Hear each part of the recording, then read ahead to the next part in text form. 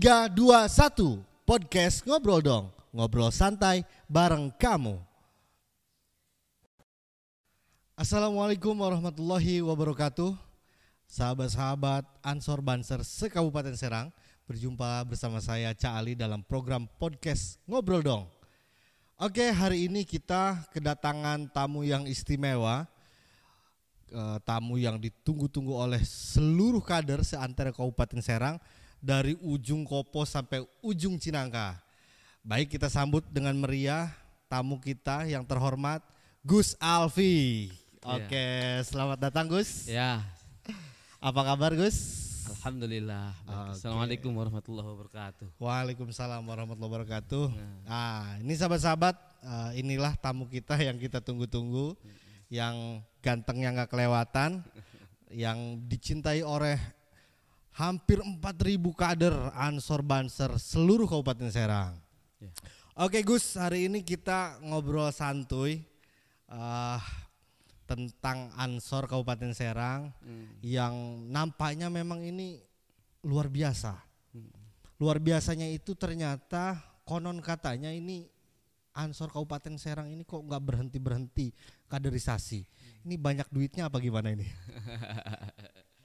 Gimana Gus? Ya,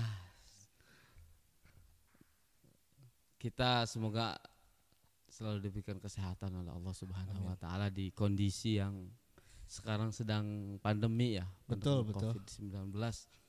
Ya mau tidak mau kita pun harus ikut mendukung, mensukseskan pemerintah, terus berjuang bagaimana caranya pandemi ini ya hilanglah dari muka bumi Indonesia khususnya. Amin. Ya, bicara Ansor Kabupaten Serang nih memang asik ya. Dari dulu saya tahun 2019 mulai menjabat ketua PC. Dan perjalanannya ya karena memang di dalamnya itu banyak pemuda-pemuda. Pemudanya enjoy, asik tapi nggak alay. Nggak alay. Ya kan?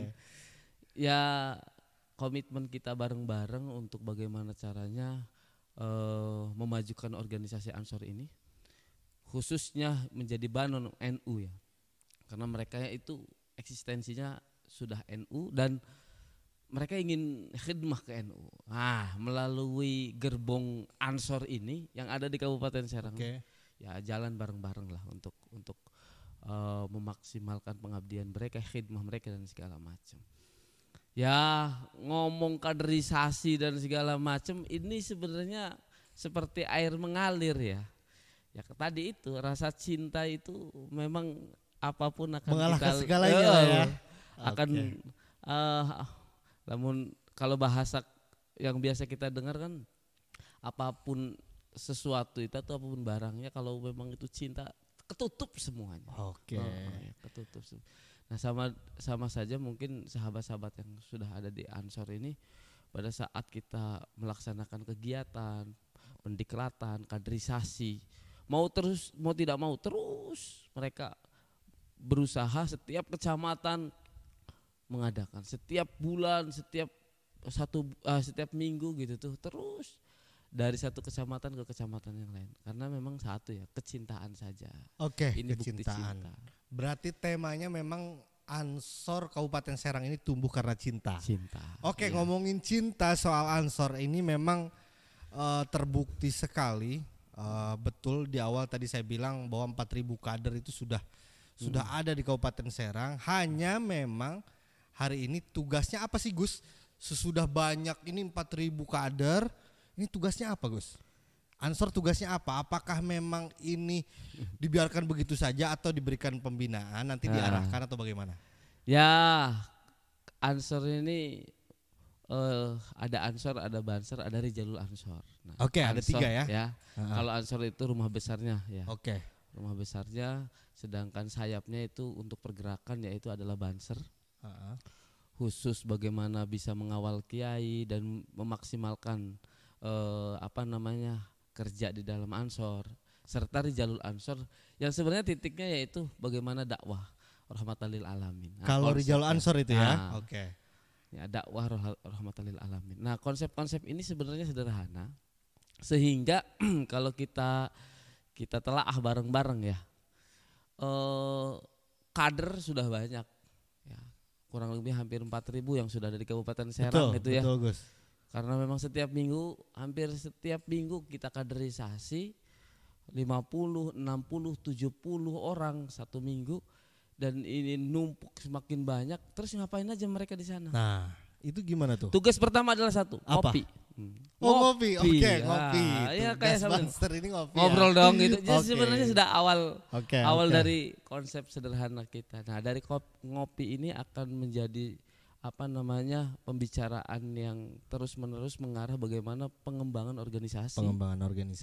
Yang kedua, berbicara titiknya penekanan akhlakul karimah, sahabat-sahabat Ansor yang ada di kecamatan, di desa dan segala macam itu. Jadi memang Rijalul Ansor tadi memang ini bertugas untuk diterjunkan ke masyarakat ya, untuk mendakwahkan Islam yang rahmatan lil alamin, memberikan pencerahan kepada masyarakat. Nah, kemudian untuk Banser itu sendiri juga mendorong ya program-program Ansor agar terrealisasi dengan baik, utamanya dalam mensukseskan program-program. Nah, ngomongin Ansor, Banser, Rijalul Ansor di Kabupaten Serang ini, saya rasa perkembangannya cukup pesat, Gus ya. Tadi sempat dibilang 2019 Gus Alpi dengan pengurus cabangnya dilantik. Nah, itu kan formulasi awalnya bagaimana sih sebetulnya? Rahasianya apa? Resepnya apa kok bisanya Kabupaten Serang ini sekarang sudah punya 4.000 kader, 29 PAC sampai 326 ranting, itu bagaimana? Rahasianya apa? Apakah mereka diiming-imingi begitu, dikasih coklat atau bagaimana, Gus? Ya, awalnya kita ini jadi masyarakat itu melihat dari sisi bahwa pengabdian sahabat-sahabat Ansor ini kemana arahnya. Seperti Banser, pengawalan kiai, mendekat kepada kiai, terus banyak ngaji bareng, ngopi bareng dan segala macam. Setelah itu, setelah masyarakat tuh ngelihat, yang kedua itu akan tersentuh itu hatinya itu. Pada saat kesentuh bahaya hatinya, juga kalau sudah tersentuh hatinya ini. Oh, di sini nih sebenarnya. Makanya orang-orang yang tidak tahu gimana Banser, bagaimana Ansor itu ya hanya bisa nyinyir aja. Betul. Karena satu, hatinya belum kena. Rasa cintanya belum ada. Nah, yang ada apa? Ya dilihat dari sisi negatif mungkin yang dilakukan oleh oknum dan segala macam. Tapi sebenarnya esensinya, bayangkan ini sedang pandemi kita nih ya. Kita pandemi dari mulai ya awal-awal 2020 lah ya. 2020 sampai sekarang. Nah, sampai dengan sekarang memang kaderisasi kita agak sedikit digenjot, tidak terlalu banyak, karena memang harus protokol kesehatan dan segala macam yang biasanya kita setiap kaderisasi sampai 200 orang. Satu kali kaderisasi ada yang 150, ada yang 100. Kita sekarang ya dipaksa untuk maksimal 50. Nah, kondisi-kondisi itu tidak pernah mematahkan semangat sahabat-sahabat di lapangan. Ya, khususnya ketua-ketua PAC dan segala macam. Karena apa? Titiknya pada saat ini sudah berjalan Ansor ya di Kabupaten Serang ini, itu kita mendakwahkan itu nggak banyak ya. Kalau orang mah ada yang bahasanya teriak, dipaksa, dieret-eret ke jalan ya. Ya dieret-eret ke jalan. Ya mungkin bikin show up-nya gitu ya. Atau diperlihatkan kalau kita itu kan, karena mereka ini sebenarnya sudah ahli sunnah wal jamaah. Pemuda-pemuda Indonesia itu rata-rata sudah ahli sunnah. Tinggal kita arahkan saja, kenalkan kembali, ingatkan kembali bahwa di sini nih ruh NU ini. Makanya orang-orang Ansor itu walaupun badannya gede-gede, sangar-sangar, tapi hatinya Hello Kitty ya. Atau dalam arti apa gitu? Hatinya lembut lah. Kita nggak pernah diajarkan untuk berteriak yang lantang dengan tidak jelas isinya gitu tuh, ataupun kita melakukan sesuatu yang tidak jelas juga gitu. Kita arahnya jelas, instruksinya jelas gitu. Baik, Gus. Ini memang menarik kalau ngomongin strategi ya pengembangan organisasi. Yang saya lihat emang ini sosok Gus Alpi ini sahabat-sahabat memang mampu meracik sesuatu strategi hingga akhirnya Ansor Banser ini bisa jadi besar. Siapa tahu kan di kepemimpinan Gus Alpi sampai 2023 ya Gus ya. Itu bisa 10.000 kader ya. Itu cita-citanya itu. Oke. Nah Gus, ngomongin soal strategi, ini di era pandemi seperti ini kan apalagi kita harus tetap menjaga jarak, mematuhi protokol kesehatan dan lain-lain. Ini kan juga cukup berpengaruh ya ke organisasi pemuda, apalagi seperti Gerakan Pemuda Ansor yang memang kerjanya gitu kan, ngumpul-ngumpul ngopi gitu. Ini gimana sih strateginya agar organisasi ini tetap hidup di era pandemi seperti saat ini? Nah, pertama ya inilah ya, podcast ini salah satu solusi lah gitu tuh ya. Siap. Memandang kembali gitu dan kita curhat bareng gitu tuh melalui podcast ini. Mungkin ini awal, nanti akan terus menerus dibuat gitu tuh. Nah, mau tidak mau berpikir dan berwawasan global sebagai salah satu polanya warga Ansor ini atau kader-kader Ansor ini dibutuhkan. Pandemi yang ada ini bukan menjadi kendala bagi kita. Bukan kendala. Bukan kendala untuk ekspansi organisasi. Tetapi mau tidak mau kita kalau bicara terbatas mau kita biasanya kumpul gitu. Susah untuk berkumpul gitu. Kita dibatasi dari segala macam. Tapi paling tidak penguatan untuk sahabat-sahabat yang ada di kecamatan dan segala macam dengan cara mereka gitu tuh. Itu alhamdulillah berjalan dengan karena memang kulturnya orang Kopo, kulturnya orang Jawilan, orang Cikande dengan kulturnya orang Anyer, Cinangka itu beda. Beda ya. Barat timur gitu. Kulturnya orang utara gitu ya, orang Pontang, Tirtayasa, Tanara dengan kulturnya orang selatan, orang Bojonegara gitu beda ya? Pola-polanya. Nah, makanya cara bagaimana mereka berkomunikasi, pengembangan organisasi dan sistem ketua PAC ya paham. Tapi instruksinya sih sama. Sama ya? Ya sama. Hanya mungkin kalau saya nggak salah sih sempat dengar bahwa organisasi kita ini khususnya yang di bawah NU ini moderat.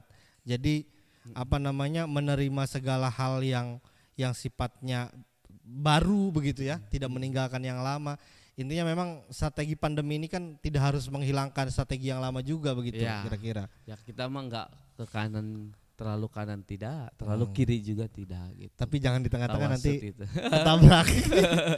Oke, sahabat-sahabat, memang ini asik banget sampai kita lupa minum. Silakan Gus, diminum dulu. Oh iya. Biar ini belum ada sponsor kayaknya. Belum ada sponsornya. Kayaknya masih kosong. Oke. Nanti mungkin sponsornya ada kader yang bikin Aqua Gus. Oh gitu. Ataupun merek, tolong di skip aja. Tapi kalau dari bungkusnya kayaknya ketahuan ya. Ya kayaknya sih ada manis-manisnya. Kayak Gus ketua ini. Nah Gus ngomongin soal Ansor, Banser di jalur Ansor juga. Ini kan gak lepas daripada pasti orang akan bertanya-tanya. Ini manfaatnya apa sih gitu tuh? Manfaat ikut Ansor itu apa sebetulnya sih Gus? Ya Ansor ini organisasi kepemudaan ya. Ya walaupun di situ juga ada beberapa orang yang sudah sepuh gitu tuh, karena pengabdian. Nah tetapi paling tidak arahnya gini. Di dalam garisnya organisasi ini bagaimana khairun nas anfa'uhum linnas wa ahsanul khuluqan. Ya, pertama adalah bagaimana merangsang diri kita nih, saya nih mau nolong orang nih karena sudah terbiasa. Karena di organisasi saya udah biasa nolong orang. Gitu tuh. Jadi mau dia pakai background organisasi atau secara mandiri pribadi, kebiasaan menolong orang itu sudah sesuatu yang tidak asing bagi kita. Yang pertama itu. Yang kedua adalah ahsanul khuluqan. Bagus nih akhlaknya. Nah, kalau ada anak Ansor mabok itu malu. Dan itu malu lah pasti. Gitu tuh. Sehingga apa? Ini jadi batasan. Saya ini Ansor. Masa saya mabok? Iya benar. Masa saya Ansor, masa saya nongkrong gak jelas? Iya betul. Ya kan? Saya Ansor, masa saya nge-track motor-motor liar gitu kan? Balapan. paling tidak ini ada batasan-batasan untuk kader sehingga mereka bisa ngerasa bahwa oh saya ini Ansor gitu loh. Saya ini Banser. Saya malu. Paling tidak malu kepada diri sendiri lah sebelum saya malu kepada orang lain. Iya. Itu. Jadi rangsangan-rangsangan itu yang mungkin dirasakan. Sahabat Ali juga kader kan. Betul. Gitu. Gimana? Kalau saya sih ngerasa memang benar juga apa yang disampaikan ketua bahwa kalau sudah menjadi Ansor, menjadi bagian daripada keluarga besar Ansor ini kayak ada rem aja gitu kan. Kayak kita mau melakukan ini, wah gua nih Ansor nih, gak bener nih kayak gini. Jadi memang seolah-olah itu jadi rem otomatis gitu. Rem otomatis. Jadi apa namanya ketua memang ini gak tahu deh ini apakah punya sesuatu hal yang beraroma mistis sehingga bisa mengerem diri kita sendiri. Saya yakin seluruh kader ini pasti juga merasakan hal yang sama. Tadinya dia biasanya mohon maaf suka mabok gitu, balap liar, tapi masuk Ansor jadi anggota Banser. Ini kayaknya sih sangat-sangat tidak mungkin untuk bicara ke arah hal-hal yang negatif gitulah ya. Nah, itu juga contohnya gimana? Gini, kayak sahabat kalau orang lihat gitu tuh, orang Banser ngepam di jalan. Kalau orang yang belum pernah jadi Banser, ngapain dia ngepam di jalan gitu loh, malu-maluin. Tapi perasaan Banser apa? Wih, saya ini ngepam karena pengabdian saya untuk menjaga para ulama. Wah, barokah ketua. Itu barokah banget itu. Ada satu yang dirasakan Banser yang sekiranya orang tuh nggak tahu sebenarnya gitu loh. Kebatinan lah ya, kebatinan. Batin itu. Nah di situ titik kepuasan para sahabat gitu lah. Saya ini nggak peduli apa yang dilakukan ya selama itu positif lah kan gitu ya. Selama itu positif, mau saya ngepam di jalan kayak gitu tuh ya, mau saya itu di atas panggung berdiri berjam-jam kayak, atau mau modelnya kayak gimana. Tapi karena memang tujuannya yaitu menjaga para ulama, tujuannya kita itu adalah cari tabarukan kepada ulama, mau tidak mau ya kita lakukan gitu loh. Itu saya sempat awalnya. Ini ngerokok boleh enggak ini? Oh boleh dong. Karena udah ada asbak. Kan, iya. Kayaknya bener, kalau ada rokok ada asbak. Kalau didiemin saya. Udah ada rokoknya juga ya. Tapi jangan dikasih lihat rokoknya. Ya memang suka kaget juga sih teman-teman. Pasti kalau yang baru awal-awal masuk nih, sahabat-sahabat yang baru masuk Banser, pasti ngelihat orang ngepam di sampingnya kiai misalkan yang lagi ceramah itu sampai 2 jam berdiri itu rahasianya apa sih itu? Saya sampai nanya-nanya itu kenapa kok bisa berdiri? Kalau saya 10 menit aja udah kesebut tuan. Bener-bener aduh. Itu energinya apa gitu loh. Apakah mereka itu dilatih untuk berdiri lama? Sebenarnya enggak juga gitu loh. Walaupun kita itu memang ada di Banser itu ada protap untuk mereka itu latihan gitu ya, latihan baris berbaris dan segala macam gitu ada sebenarnya. Cuman untuk latihan 3 jam ya nggak ada berdiri gitu, latihan berdiri 3 jam itu kita nggak ada. Nah itu bisa terjadi dan bisa dirasakan oleh sahabat ya karena cinta mereka. Makanya cinta ini adalah pondasi awal, sentuhan awal serta ya sesuatu yang tidak bisa difikirkan. Jadi memang susah terdefinisikan. Susah didefinisikan. Iya. Jadi, coba kalau ditanya atau ya ini kader atau bukan kader lah ya. Tanyakan ke Banser yang lain. Kenapa kamu masuk Banser?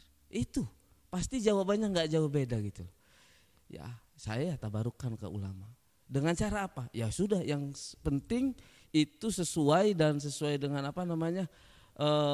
konsepnya Ansor dan kita itu bagaimana ta'ziman wa takriman ke para kiai, ya udah selesai apapun kita lakukan gitu loh. Nah, mungkin juga ini jadi rahasia ya Gus ya. Kenapa Ansor ini dari tahun 1934 berdiri sampai sekarang ini nggak ada matinya gitu loh. Ansor ini nggak ada matinya. Mungkin karena rahasianya itu ya. Iya. Jadi karena cinta, karena tabarukan, karena udah gue masuk Banser, masuk Ansor, udah gue tabarukan aja gitu. Iya itu. Saya yakin ini dari awalnya didirikan Ansor gitu. Dari awalnya. Itu konsep ini sudah dimulai oleh para kiai-kiai dan pendiri Ansor itu sendiri gitu. Sehingga kita yang merasakan sampai dengan sekarang itu tidak jauh beda dengan konsep yang dahulu sebenarnya gitu. Secara esensi ya. Oke, Gus. Kecuali secara teknis di lapangan mungkin beda sekarang dengan dulu gitu tuh. Kalau dulu tahun 1934 Ansor pengabdiannya adalah ikut berperang. Ya kan? Ikut berperang melawan Belanda kan gitu. Melawan penjajah. Bagaimana caranya memberikan manfaat untuk negara, memberikan manfaat untuk masyarakat. Makanya jargonnya adalah hubul waton minal iman. Gitu. Jadi ngomongin ini udah terlalu berlarut-larut kita tabarukan. Saya juga ini lagi tabarukan sama ketua kita. Nah ini Gus ngomongin apa Ansor Kabupaten Serang ini, yang saya tahu infonya sempat beberapa bulan kemarin itu ada acara apa peresmian sekretariat nih. Ini yang saya anehnya kok PC-nya nggak punya, tapi PAC-nya didorong untuk semua punya. Ini kok apa sih apa yang ada dalam pikiran sampean gitu ketua? Apa kok bisanya PAC-nya didorong buat sekretariat tapi PC-nya enggak gitu? Kenapa? Saya mikirnya satu. Gimana? Kantor PC itu ada 29. Mantap. Gitu. Kantor PC di mana? Ada 29. Karena modelnya gini. Konsep saya sama sahabat-sahabat yang lain, jangan terlalu sering mengumpulkan di satu titik. Tapi kita yang ikut berkunjung, turun ke lapangan. Jemput bola. Kita ini beda mungkin konsepnya dengan belusukan ya. Kalau belusukan itu nggak ngasih tahu, tahu datang gitu ya. Kalau ini kita ngasih tahu, kita mau berkunjung ke sahabat-sahabat, paling tidak nggak apa? Kita bukan tidak butuh. Eksistensi kita adalah di kecamatan-kecamatan. Gus. Saya selalu bilang sama sahabat-sahabat, ya pada saat kita berkunjung ke sahabat-sahabat yang ada di lapangan ya, di kecamatan ya. Kecamatan ngopi bareng di sana, mereka tahu keluh kesah ya, keluhan mereka pada saat bagaimana ekspansi organisasi dan pengembangan organisasi. Nah, disitulah titik bagaimana kita bisa berpikir bareng-bareng gitu. Kalau kita terfokus di satu titik, kumpul di sini lagi. Jadi bete juga sih ya. Bete juga. Ya karena organisasi ini bukan organisasi kantoran, bukan. Betul. Ya datang jam 8 pulang jam 4 itu bukan. Karena ini organisasinya 26 jam nonstop ya. Karena mungkin ketua juga punya pengalaman kalau ngurusin Ansor itu ternyata nggak bisa kayak jam kerja ya.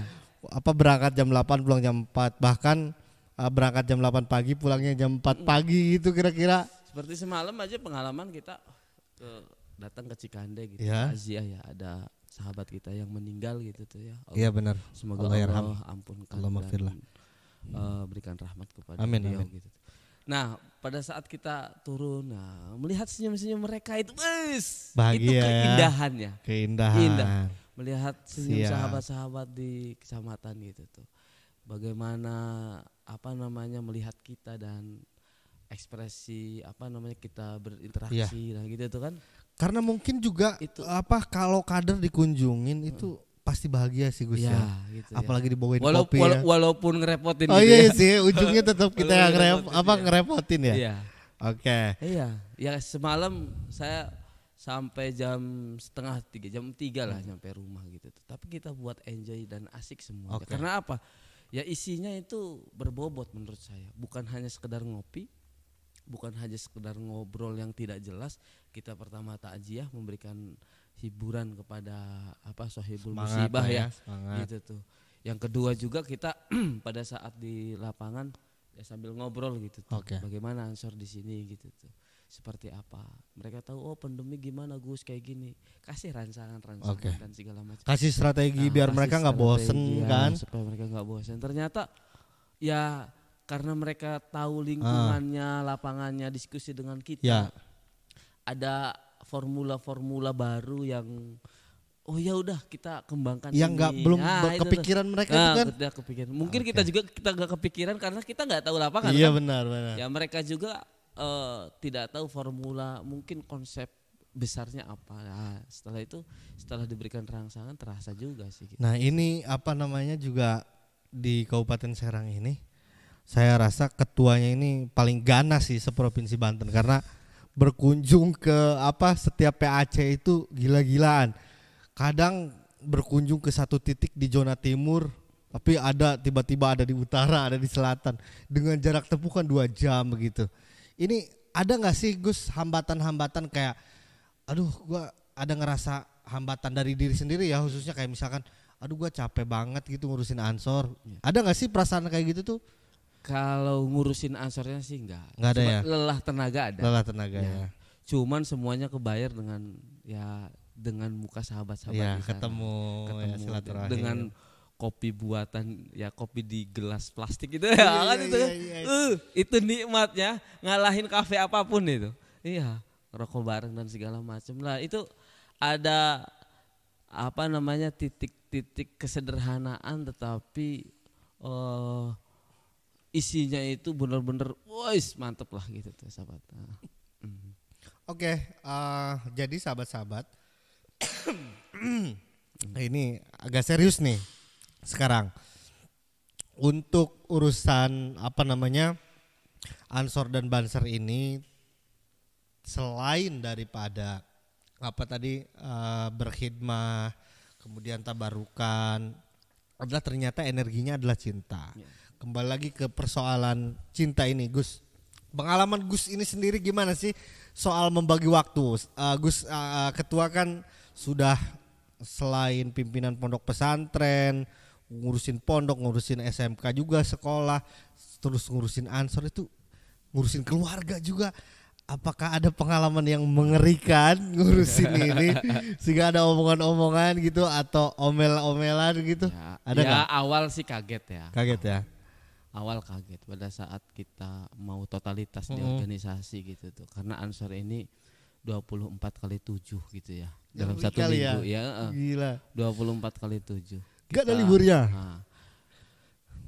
Ditambah mungkin ya banyak juga kegiatan-kegiatan yang lain yang sebagai salah satu amanah dan kewajiban yang harus kita lakukan gitu.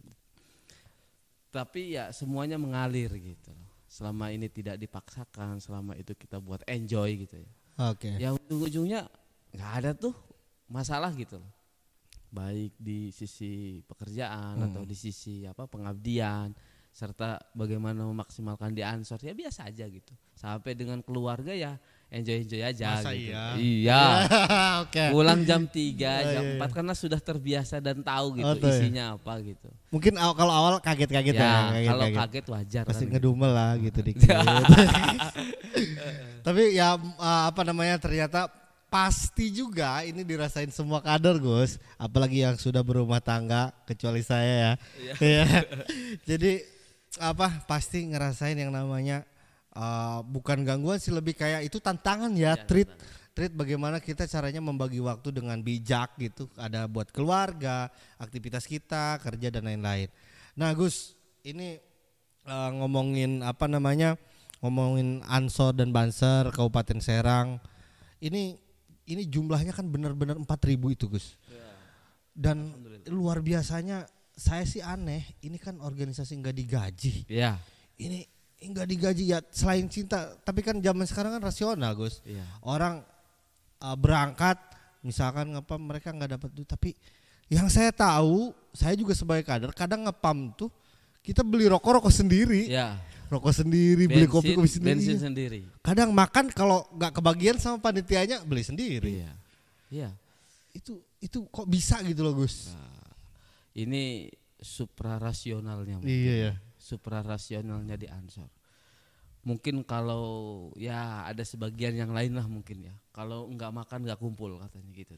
Kalau nggak ada kopi yang nggak kumpul gitu. Okay. Di ansor ya bagaimana caranya ada kopi. Ada kopi. Mau disediain atau kita yang menyediakan. Ya kan? Ya kalaulah sahibul bait ataupun siapa orang yang kita kunjungi tidak ada kopi, ya kita yang harus nyiapin kopi. Tapi dan sayangnya, itu sudah terbiasa gitu. Tapi sayangnya sekarang saya nggak menyediakan kopi. Iya. Oke, sahabat-sahabat Ansor Banser Kabupaten Serang, yang pasti bahwa sebagaimana tadi yang sudah disampaikan oleh ketua kita bahwa berorganisasi itu ya harus total, harus bisa memaksimalkan potensi, harus juga berbagi waktu dengan baik.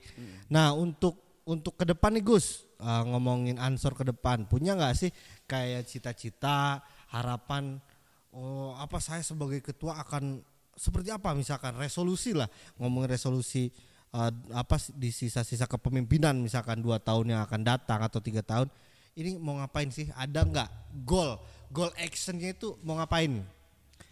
Ya tidak lepas lah, kalau sudah kuantitas ya, kualitas itu hal yang penting. Ya buat apa kita kuantitas semakin banyak dari 4.000 jadi 5.000 jadi sampai 10.000 dan terus menerus semakin banyak.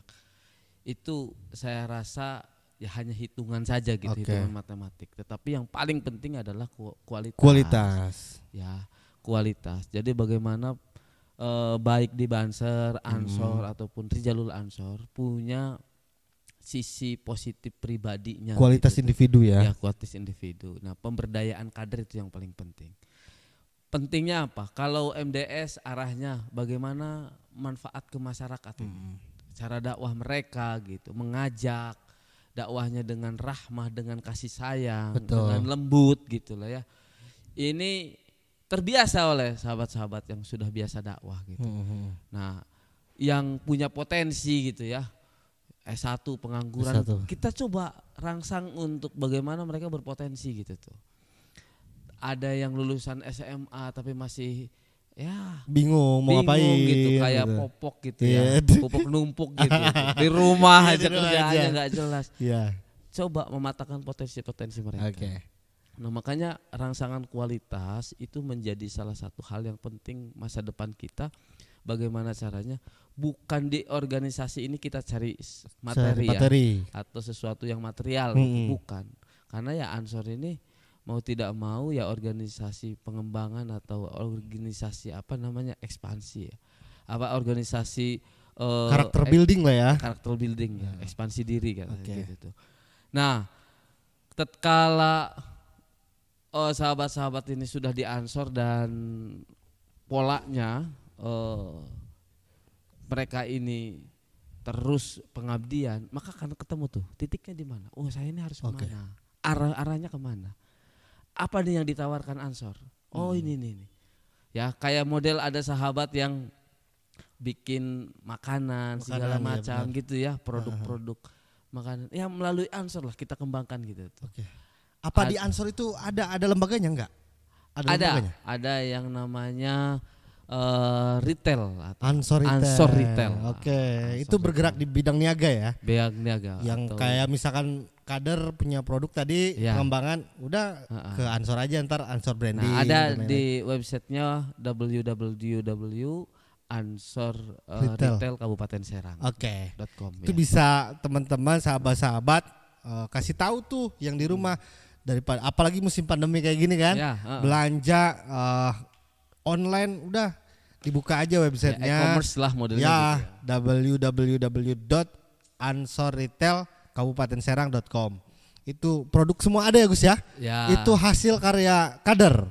Hasil karya dan apa namanya repeater gitu. Repeater, kolaborasi lah ya, kolaborasi.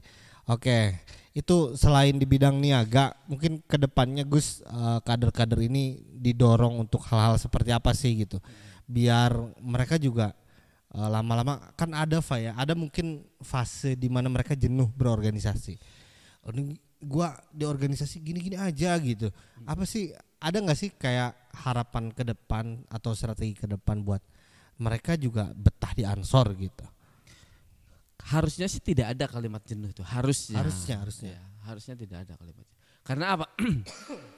Kalau kata saya tadi gitu, pada saat kita ketemu sahabat-sahabat gitu ya, baik di daerah mana gitu tuh, pertama ya jubah kita atau pakaian kita itu mau dibawa kemanapun kita adalah Ansor. Adalah kader.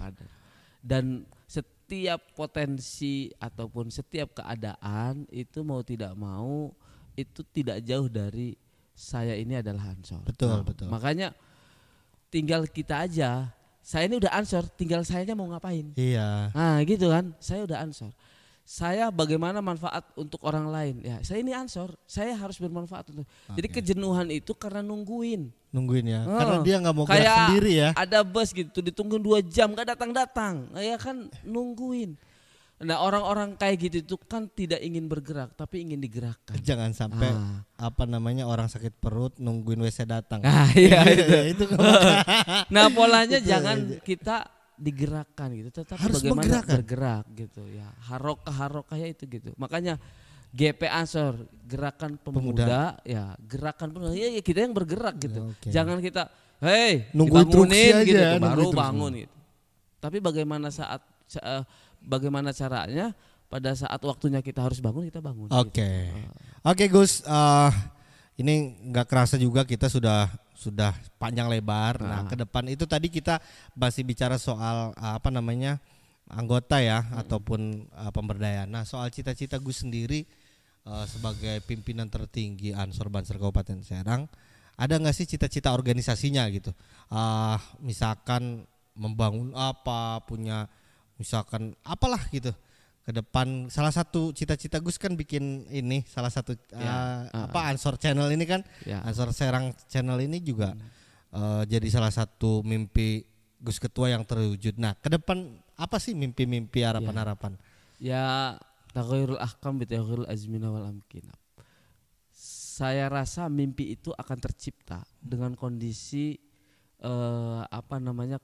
kondisi dan keadaan tertentu. Gitu tuh. Itu kalau keren. Mimpi besar itu ya selalu ada ya. Betul. Bagaimana membesarkan Ansor ya menjadi organisasi paling depan, paling kece ya, paling kinyis ya. Tapi berkualitas kan gitu tuh. Mimpi besarnya ada.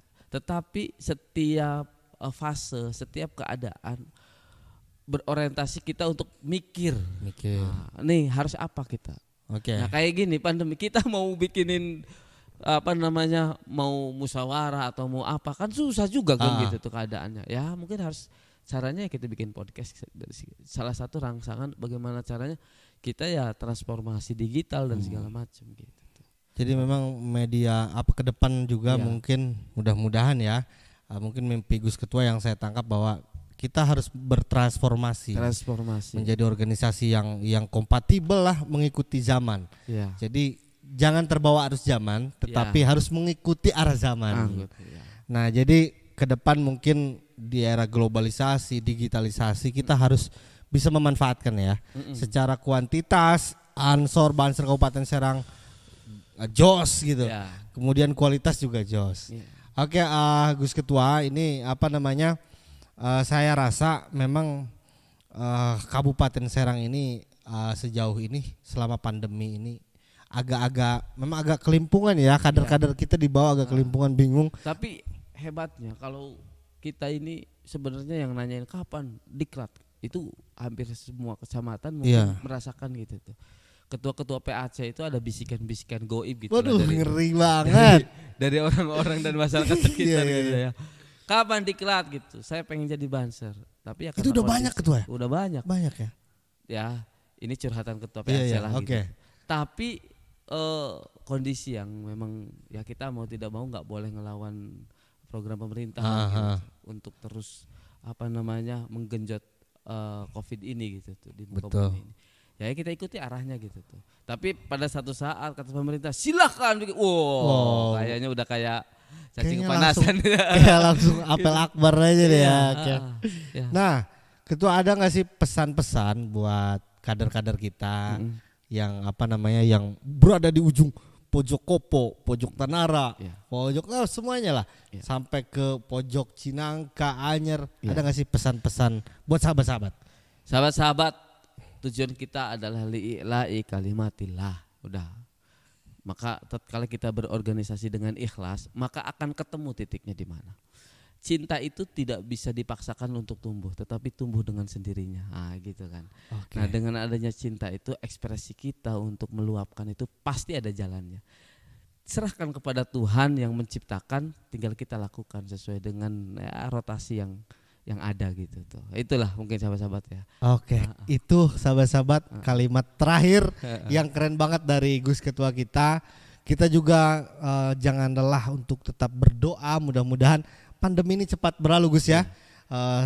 Agar organisasi kita ini juga cepat bergerak kembali, memobilisasi massa untuk membumikan paham-paham Islam Ahlus Sunnah wal Jamaah Nahdiyah yang rahmatan lil alamin. Oke, mungkin perjumpaan kita kali ini usaikan. Tapi ngopi lanjut ini. Ngopi lanjut, jangan sampai berhenti ngobrol kita setelah season ini. Terima kasih banyak sahabat-sahabat sudah manteng di Ansor Serang TV channel. Jangan lupa like, subscribe, comment, and share. OTW 1 juta subscriber lah gitu. Mudah-mudahan kita menjadi transformasi media juang digital yang mumpuni, yang positif. Oke, terima kasih. Sampai jumpa di lain waktu, ketemu lagi di podcast Ngobrol Dong. Terima kasih. Wallahul muwaffiq ila aqwamit thoriq. Wassalamualaikum warahmatullahi wabarakatuh. Waalaikumsalam.